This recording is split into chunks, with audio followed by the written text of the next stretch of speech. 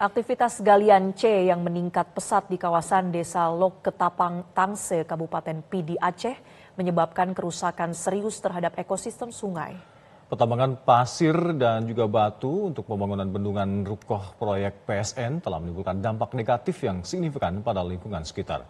Permukaan sungai di Desa Lok Ketapang Tangse Pidi Aceh ini rusak parah dan warga akhirnya prihatin akibat tingginya aktivitas galian C ini. Kondisi aliran sungai yang sebelumnya jernih kini keruh akibat sedimentasi yang dihasilkan oleh galian ini. Kerusakan ekosistem sungai ini berdampak dari pembangunan bendungan Rukoh yang merupakan proyek strategis nasional. Penambangan pasir dan batu yang meningkat menyebabkan satu jembatan rangka baja dan masjid terancam amblas ke sungai. Ini diperburuk oleh kurangnya pengawasan dan penegakan hukum terhadap aktivitas pertambangan meskipun telah mendapatkan izin dari Dinas Provinsi Aceh. Saat ini kondisi semakin parah dan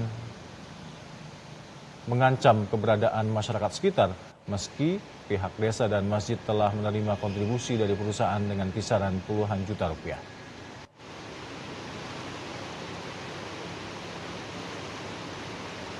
Kondisi sungai yang sudah hancur dikeruk untuk kepentingan pengambilan pasir demi pembangunan waduk ini menjadi ancaman besar ke depan. Selain akan terancam bencana terjadi, juga terjadi kerusakan das yang parah.